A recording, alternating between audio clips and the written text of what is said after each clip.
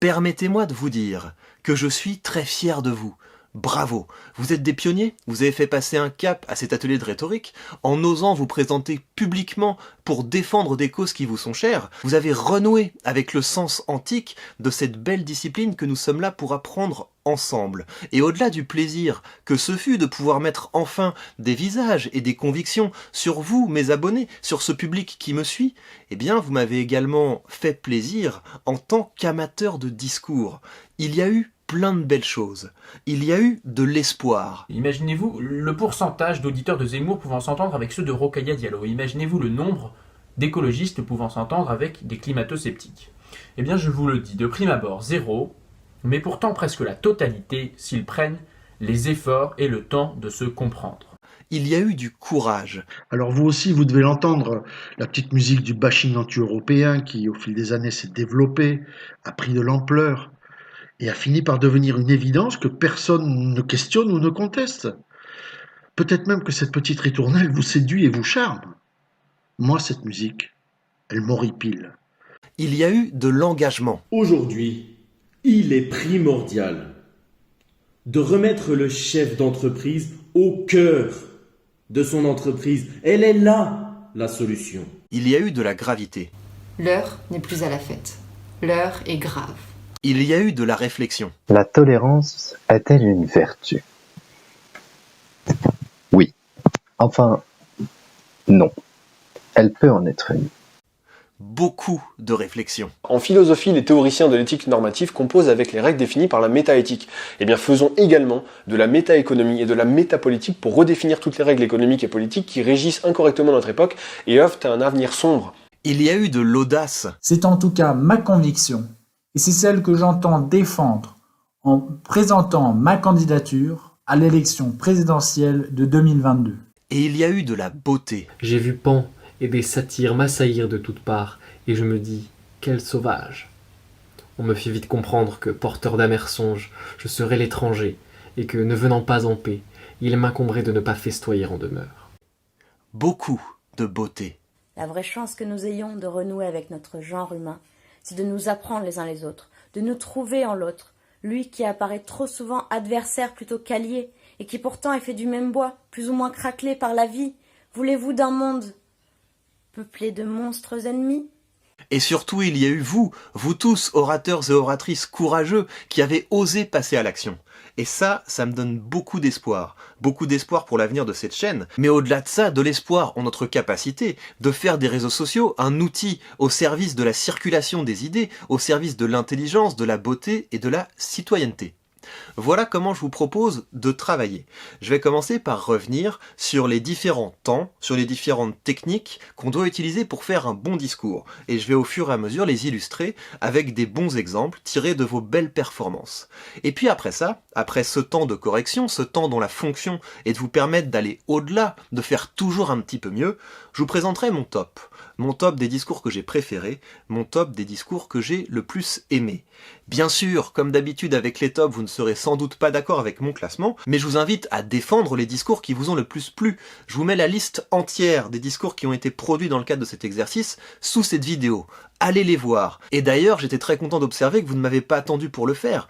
Vos discours ont fait des dizaines de vues, certains ont fait des centaines de vues, et j'espère que ça vous encouragera à réitérer l'exercice, que ce soit pour vous également le début de quelque chose, le début d'une belle aventure, le début d'un mouvement. Venons-en au retour sur vos discours, en commençant bien sûr par l'invention.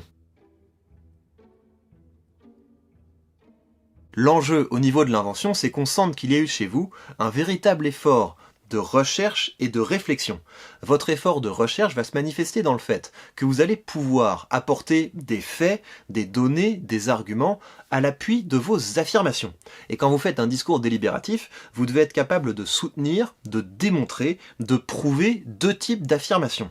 La première de ces affirmations, c'est qu'il y a un problème. Et vous allez prouver que cette affirmation est vraie en présentant des données qui illustrent l'ampleur et la gravité de ce problème. À cet égard, allez voir le discours sur l'extinction des requins. Il y a un bon travail pour documenter l'ampleur du phénomène. De l'extinction des requins. Je vous parle là de 90% des requins qui ont été exterminés ces 60 dernières années. Je vous parle là de, parmi ces 10% restants, les 2/3 sont en voie d'extinction. 150 millions de requins sont tués chaque année. Et il y a aussi un travail remarquable pour remettre en question la croyance selon laquelle les requins seraient dangereux. À titre de comparaison, la vache tue 4 fois plus d'hommes que les requins le font par an. La méduse tue 10 fois plus d'hommes. L'hippopotame, 50 fois plus. Les chiens sont responsables pour 25 000 morts par an. Les serpents, 100 000. Les moustiques, 725 000 morts environ par an. Vous avez 15 fois plus de chances de mourir d'une noix de coco qui vous tombe sur la tête que de vous faire manger par un requin. Et outre ce travail quantitatif, vous devez également faire un travail qualitatif, qu'on ressente le problème. Le qualitatif, c'est donc quand vous invitez le public à faire l'expérience du problème dont vous parlez. En voici un exemple. Alors je connais quelqu'un avec qui je corresponds qui est enfermé dans la centrale de l'île de Ré. Il y est déjà depuis 10 ans et il a passé 7 ans enfermé à 3 dans une cellule de 9 mètres carrés avec un seul toilette dans un coin de la pièce pour tout le monde, sans aucune intimité et nuit et jour avec ses 2 codétenus. Et cette personne, qui s'appelle Eric, m'a dit que malgré tout ce qu'on peut commettre dans sa vie, aucun crime ne mérite pareil châtiment. Donc, dans le cadre de ce discours, vous allez évaluer votre compétence d'invention dans votre capacité à démontrer l'existence d'un problème. Et puis ensuite, le deuxième volet de votre capacité d'invention, c'est votre capacité à prouver, à argumenter en faveur de votre solution. C'est ça la deuxième affirmation que vous devez être capable de démontrer dans un discours délibératif. Ma solution est efficace. Et donc vous allez donner des gages de cette efficacité à votre public. Votre travail, c'est de le convaincre, de l'amener à se dire « Ah oui !» ça peut marcher. Non seulement oui, ça peut marcher, mais il est souhaitable qu'on mette cette solution en marche. Pour ce faire, vous pouvez avoir recours à la spéculation. Voilà ce qui devrait se passer si on mettait la solution en œuvre. Vous pouvez encore montrer que votre solution est de l'ordre du faisable. Comme ça, par exemple. Donc si on se réfère aux 150 000 personnes qui sont sans abri en France et qu'on considère, pour simplifier les calculs, qu'il y a 400 jours par an, ça veut dire qu'il y a 150 000 fois 400, 60 millions de nuitées. Pour 30 millions de logements, ça fait 2 jours par an. Donc si chaque personne loge pendant 2 fois dans l'année une personne, plus personne ne serait sans abri en France. Vous allez aussi pouvoir démontrer l'efficacité d'une mesure en montrant qu'elle a été appliquée ailleurs avec de bons résultats. Et en termes de bon travail de justification de solution, je voudrais saluer le travail d'un orateur qui a plaidé pour le rétablissement de l'uniforme scolaire à l'aide de 3 arguments. Tout d'abord, il s'agit de gommer les inégalités sociales perceptibles. Par ailleurs, il s'agit de renforcer la sécurité des élèves eu égard aux problèmes de raquettes, d'isolement ou de harcèlement qui peut être virtuel. Je finis par le point cardinal de mon argumentation. Mes détracteurs seraient tentés d'objecter que le port de l'uniforme empêcherait la construction d'une identité personnelle. Mais à l'époque où, comme j'ai pu l'évoquer, la personnalité est censée s'extérioriser par le port de vêtements, par l'arboration de marques, par l'image que l'on donne de soi sur les réseaux sociaux. Ne devrions-nous pas enseigner à nos fils, à nos filles, à nos enfants, que la valeur des individus se mesure dans le cœur de chacun? La qualité de votre compétence à l'invention se manifeste également dans votre travail de réflexion. Et donc, réfléchir, c'est cette capacité à prendre du recul, sortir d'une seule démarche de confirmation pour entrer dans une véritable mise à l'épreuve de votre solution. Assurez-vous donc que vous consacrez un temps de vos discours à la discussion et à la réfutation des contre-arguments. Pour aller plus loin, je vous conseille donc de repasser sur le discours que vous avez produit, et plus généralement par la suite, de repasser sur les discours que vous produirez. Et si votre discours n'apparaît que comme une suite d'affirmations, revenez à la base. Revenez à la base, demandez-vous finalement, qu'est-ce qui prouve ça? Qu'est-ce qui me permet d'affirmer ça? Parce que dites-vous bien qu'à notre époque, il y a de la recherche et de l'information sur tout. Votre travail, c'est de vous approprier tout ça, de le digérer. C'est comme ça que vous allez augmenter votre niveau d'expertise et donc l'intérêt que le public aura à vous écouter. Voilà donc pour le travail d'invention. Passons à la disposition. L'enjeu au niveau de la disposition, c'est de penser stratégiquement les différents temps de votre discours pour en maximiser l'efficacité. Et là, vous aviez un plan qui était optimisé pour être efficace. Problème, cause, solution, appel à l'action. Mais pour faire mieux que bien, il fallait vous assurer au début de votre discours de capter l'attention du public. Et ça passe par des phrases d'accroche, comme ça. Haut les mains, que personne ne pense. Ou encore comme ça.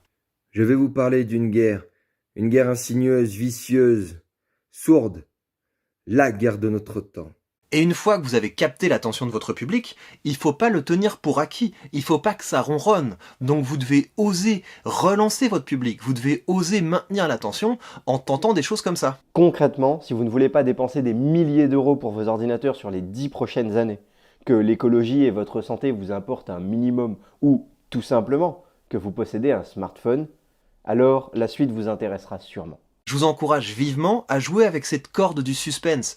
D'une part parce que ça demande de l'audace, et toutes les fois que vous faites preuve d'audace dans un discours, vous progressez en rhétorique, mais aussi parce que c'est bon pour votre public. Ça embarque votre public dans une aventure, ça maintient son attention, et ça permet de mieux garantir que votre message va passer, et c'est d'autant plus important que vous avez mis de vrais problèmes sur la table. Des problèmes de société, des problèmes de civilisation, des enjeux de culture, des enjeux de solidarité, des questions existentielles. Bien sûr, j'en oublie, mais encore une fois, vous avez la liste des sujets sous cette vidéo. Une fois que vous avez mis un problème sur la table, l'enjeu est pour vous de donner des gages de votre capacité à régler ce problème, de votre expertise. Et ça passe par quoi? Ça passe par votre capacité à poser un diagnostic convaincant. Et comment est-ce qu'on est convaincant quand on présente un diagnostic? Tout simplement en montrant, voilà, certaines personnes vous ont dit que la racine du problème c'était ça, d'autres personnes vous ont dit que la racine du problème c'était ça, ils ont des très bonnes raisons de le faire, mais d'après mes recherches, la vraie racine du problème, c'est ça. Et on en vient finalement à la partie qui est peut-être la plus importante de votre discours, l'appel à l'action, parce que vous ne voulez pas seulement présenter une solution, vous voulez changer votre public en acteur de cette solution. Et ça suppose donc de leur donner des actions concrètes qu'ils peuvent mettre en œuvre dès maintenant pour que votre solution commence à se matérialiser, pour qu'ils deviennent des étendards de votre solution. Passez du temps sur vos appels à l'action. C'est ça qui vous permettra vraiment de faire avancer votre cause. Regardons comment Vincent Urban conclut un discours où il nous invite à reconquérir notre imaginaire. Redécouvrir son imaginaire, cela peut commencer dès maintenant, dès ce soir. Coupez votre téléphone. Mettez-le en mode avion et allez redécouvrir la nuit. Écoutez-la ronronner. Sentez-la. Respirez profondément. Une fois que vous avez fait cela, prenez une feuille, un papier et écrivez un poème à l'être que vous aimez le plus. C'est de ça que vous devez être habité quand vous prenez la parole en public. Vous devez avoir envie d'améliorer vos semblables, parce que c'est comme ça que vous allez faire changer le monde en mieux. Et bien sûr, pour conclure un discours, il faut qu'il y ait un morceau de bravoure. Et là-dessus, vous m'avez fait plaisir. Alors pourquoi ne pas épouser cette campagne bénéfique pour vous, pour votre famille, pour votre pays, pour votre planète? Pourquoi ne pas retrouver le rire des jeux d'enfants sans craindre pour leur sécurité? Pourquoi ne pas retrouver cette vie pleine de sens que nous tâtions du doigt chez nos grands-parents? Pourquoi ne pas retrouver le goût des choses simples au lieu d'une vie effrénée? Pourquoi ne pas quitter la ville? Pourquoi ne pas retrouver le goût de la vie? Simplement. Encore une fois, merci parce que vous m'avez fait passer de très bons moments, et bravo parce que vous avez fait de beaux travail. Surtout au niveau du style. L'enjeu au niveau du style, c'est de rendre certaines de vos idées mémorables, et c'est d'augmenter la force de votre discours avec des mots qui touchent et des images qui frappent. Et là, vraiment, je suis très content de ce que j'ai vu. Je suis très fier de vous. Vraiment, vous nous avez gâtés, et cette richesse dont vous avez fait preuve au niveau du style me donne beaucoup d'espoir pour l'avenir de notre langue et de notre culture. À cet égard, regardez ce travail sur les images et sur la répétition dans ce plaidoyer pour les éducateurs spécialisés. Ont-ils vu avec quelle habileté tu poses une main innocente sur l'épaule d'une mère désemparée? Ont-ils vu comment tu prends le temps de semer des graines d'espoir dans le cœur d'un père épuisé par un passé pesant? Ont-ils vu comment tu caresses les joues d'un enfant adulte partagé entre le marteau de ses rêves et l'enclume de sa pitoyable condition? Ont-ils seulement vu comment tu changes et transformes des vies? Bravo en tout cas pour tout ce que vous avez montré. On avance, venons-en à la mémoire.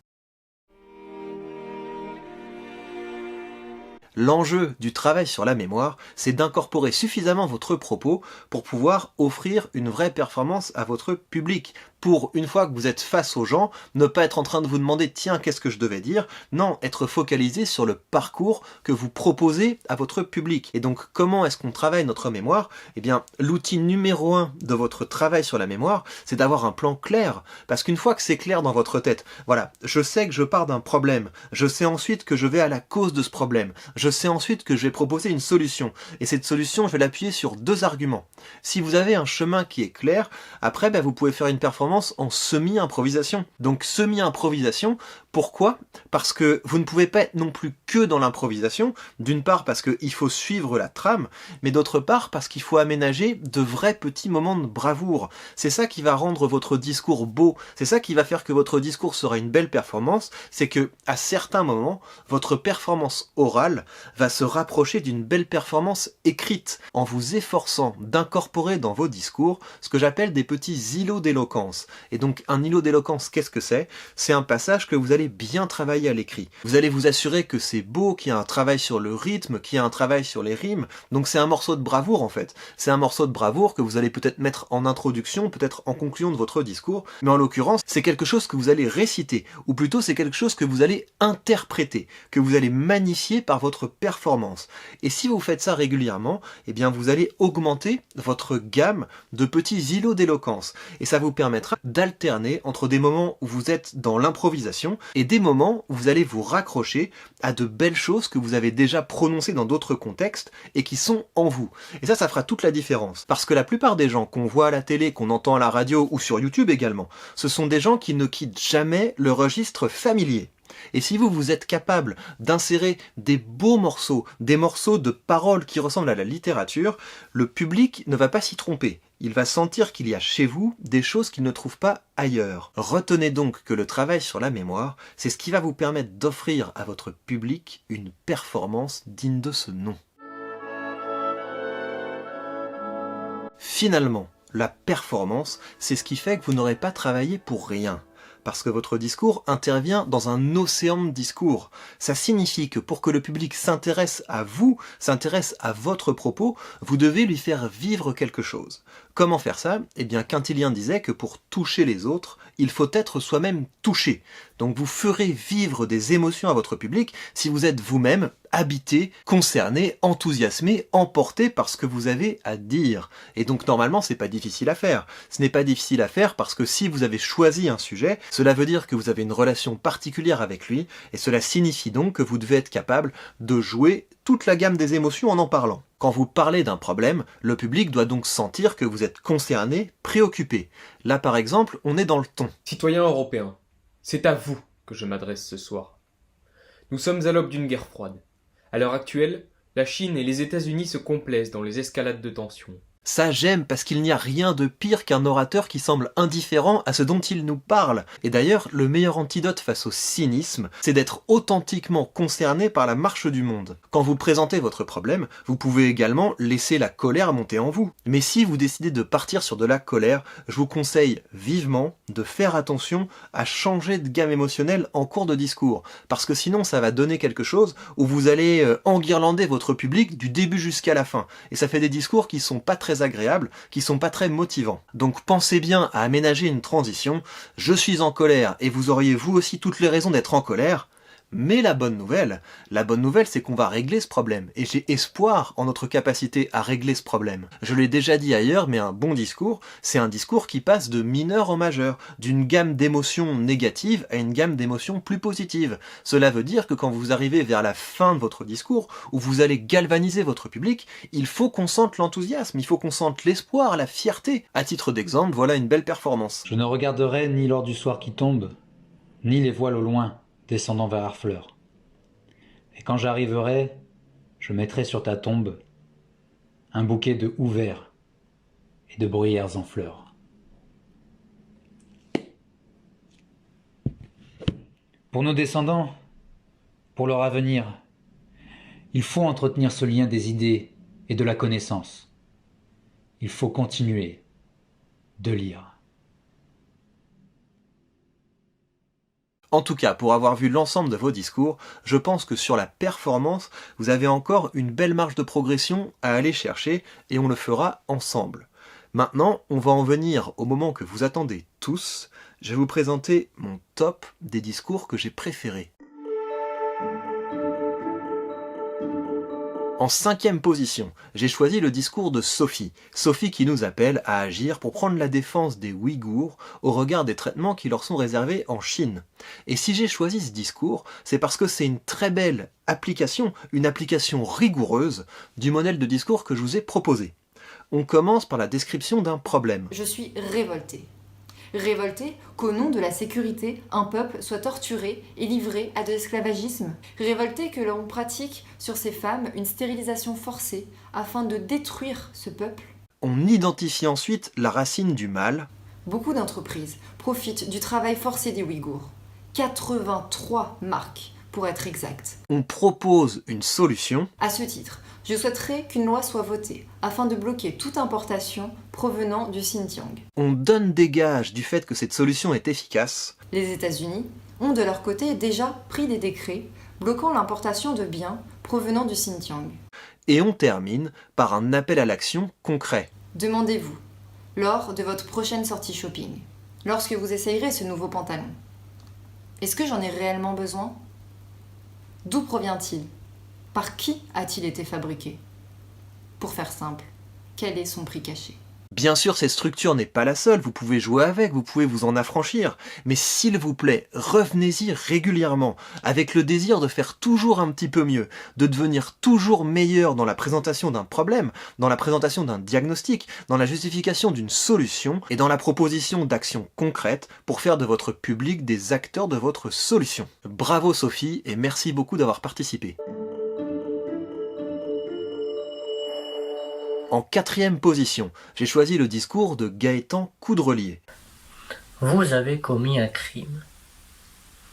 Et ne vous y trompez pas, vous êtes en ce moment même de connivence. J'ai choisi ce discours car c'est en grande partie pour ça, pour déclencher ce genre de choses, que j'ai lancé cette chaîne secondaire, pour inviter des gens à prendre la parole, pour s'attaquer à des problèmes qui manifestement les touchent. Chaque année à l'école, des centaines de milliers d'élèves subissent du harcèlement et fréquemment à cause de leur physique. Dans le domaine professionnel, des études démontrent que les discriminations dues à l'apparence physique représentent 40% des cas. Cela veut dire que l'on attribue des qualités ou des défauts en fonction du jugement physique. Et ce que j'ai aimé dans ce discours, c'est qu'alors même qu'il s'attaque à un sujet de discrimination, il n'y va pas en victime, il y va en se présentant en meneur et en invitant son public à devenir acteur de la résolution du problème. Il nous faut alors agir. Pour cela, il faut se dissocier de la masse, il faut l'abolir. J'appelle alors à la rébellion, pas à la victimisation. Affrontez-les, ces personnes qui vous jugent en fonction de votre physique. Merci d'avoir participé, ton courage t'honore. En 3e position, le discours d'un orateur qui se fait appeler le poète inconnu. Où est donc passé cet engouement de jadis pour la poésie? Qui s'y intéresse encore? En connaissez-vous beaucoup, parmi vos proches ou vos amis? Sommes-nous donc condamnés à vivre dans un monde sans magie, sans émerveillement, sans contemplation? La poésie est-elle vouée à disparaître parce que nous, humains, ne sommes plus capables de la voir, de la sentir, d'en reconnaître les signes, parce que nous ne savons plus ce qu'elle est? Et pourtant, la poésie est en permanence sous nos yeux. Dans ce discours, il nous exhorte à retrouver le poète qui est en nous, et en partant d'un sujet, la poésie, qui à premier égard pourrait paraître futile, anodin, il en vient à poser un véritable enjeu, un enjeu de civilisation. À l'ère où la beauté de la nature n'a jamais été autant massacrée, à l'ère où la liberté des peuples n'a jamais été autant menacée, à l'ère de la pandémie mondiale, du consumérisme de masse, à l'ère où le monde s'embrase, laisserons-nous le feu qui consume prendre la place du feu poétique? Je ne pense pas, car un monde sans poésie n'est que ruine de l'âme. Il le fait avec style et avec un beau travail sur la performance. Que la meute chasseresse et indomptable du poète envahisse vos sens. Que son cri retentisse au fond de votre cœur. Le poète était dans l'homme des cavernes. Il sera dans l'homme des âges atomiques. Parce qu'il est part irréductible de l'homme, et la poésie de la terre ne meurt jamais. La poésie de la terre ne meurt jamais. Tel le poète, faites, créez avec force, avec cette force des premiers hommes qui renversent le monde et changent le cours de l'histoire. Soyez poète, vivez en poète, et faites renaître la poésie de ses cendres. Le public ne va pas naturellement s'intéresser à ce qui vous préoccupe, à ce qui vous intéresse, à ce qui vous passionne. Il va falloir aller le chercher. Et là-dessus, le poète inconnu nous montre la voie. Merci à toi. Et je termine là-dessus en vous invitant à aller voir sur un sujet comparable les discours d'Éminence Grise et de Vincent Urban. Vous verrez, c'est remarquable. En deuxième position, un discours qui, je dois dire, m'a fait vibrer. Imaginez, Jules César, Napoléon Bonaparte, Charles Quint, Alexandre le Grand. Imaginez-les, eux et tous les autres dirigeants de légende combattre sous une même bannière. C'est cette Europe-là que nous avons l'occasion de ramener. Beaucoup de choses m'ont plu dans ce discours, notamment le fait que l'orateur ose s'afficher publiquement en défendant une opinion tellement éloignée de l'idéologie ambiante. Nous n'avons rien à envier aux puissances qui croient nous dominer. Ensemble, nous les égalons. Cependant, c'est maintenant ou jamais qu'il faut agir. Le PIB de l'Union européenne est supérieur à celui des États-Unis. Alors profitons de cette avance pour redevenir indépendants et retrouver notre grandeur d'antan en fondant l'armée européenne. J'ai apprécié également le travail de réflexion pour trouver une manière originale de concrétiser sa solution. Chaque année, l'Europe reçoit des millions de réfugiés. Nous essayons de les accueillir comme nous le pouvons. Mais la solution n'est pas là. En les formant militairement et en les intégrant à part entière à notre armée européenne, nous leur donnerons la chance de retourner sans crainte dans leur pays pour y ramener la paix, agrandissant ainsi nos rangs et résolvant en partie le problème migratoire. J'ai aimé le désir de secouer son public. Alors même que nous sommes le berceau des grandes civilisations. Croyez-vous être les sujets des Américains ou des Chinois? Je vous le demande, croyez-vous être des sujets? Je ne sais pas comment tu t'appelles, ni vers quel avenir tu te diriges, mais donne-nous des nouvelles, parce que ce que tu nous as montré là est plein de promesses. Finalement, en première position, un discours qu'apparemment je n'ai pas été le seul à apprécier. Nos forces communes diminuent, nous avons peur les uns des autres. Chaque barbarie nous divise au lieu de nous unir et nous rapproche du prochain drame. On le constate en période d'attentat ou de crise sanitaire. Personne ne tire de conclusion utile à notre élévation et chacun essaye de crier plus fort que l'autre. En même temps, qui croit encore en la rédemption de notre espèce, sa propension à la violence et à la destruction? Personne, très peu, mais moi j'y crois. Il s'agit d'un plaidoyer pour inviter l'homme à s'aimer un peu plus. Au plus nous détestons l'humain, au plus nous aimons l'animal. Si bien qu'à force d'auto-brimade, nous donnons au chien le coiffeur et à l'homme le collier et la laisse. Nous ne nous faisons pas le même traitement de faveur. Nous nous haïssons. L'homme dans toute sa splendeur. Ah, voilà une phrase bien négative. On ne voit en lui que cupidité, orgueil, malice. Cette pensée, je l'entends depuis toujours, et elle est majoritaire. Cela doit changer. Et nous devons également rendre honneur à son travail sur la performance. En l'homme, il y a tant à découvrir. Notre conscience est si vaste et nos ressources abondantes. Admirons-nous un instant et repérons les épreuves que nous avons surmontées. La résilience doit être notre virus. Embrassons-nous des épreuves de l'un, baisons-nous des soucis de l'autre. Donne-nous plus de ce genre de discours. Je dois dire, pour finir, que c'est sans aucun doute la vidéo qui m'a demandé le plus de temps et le plus de travail, mais c'est aussi l'une des vidéos qui m'a apporté le plus de plaisir. Mais finalement, c'est pas ça l'important. L'important, c'est ce que vous avez commencé à faire. C'est ce qu'on a commencé à faire ici. Vous avez ouvert la voie. Vous avez montré qu'on pouvait utiliser YouTube, qu'on pouvait utiliser les réseaux sociaux pour porter des combats, pour lancer des mouvements, pour faire advenir cette fameuse démocratie 2.0. Bravo donc pour votre courage et aussi pour votre confiance, parce que je sais que c'est pas facile. Je sais que je vous en ai demandé beaucoup et je vous suis sincèrement reconnaissant d'avoir répondu à cet appel. Mais le résultat est beau, car le résultat c'est le départ de tout un tas d'histoires que maintenant vous allez porter, de causes que vous allez faire avancer. Et ce n'est qu'un début. Nous commençons seulement à apercevoir là où la rhétorique pourrait nous emmener.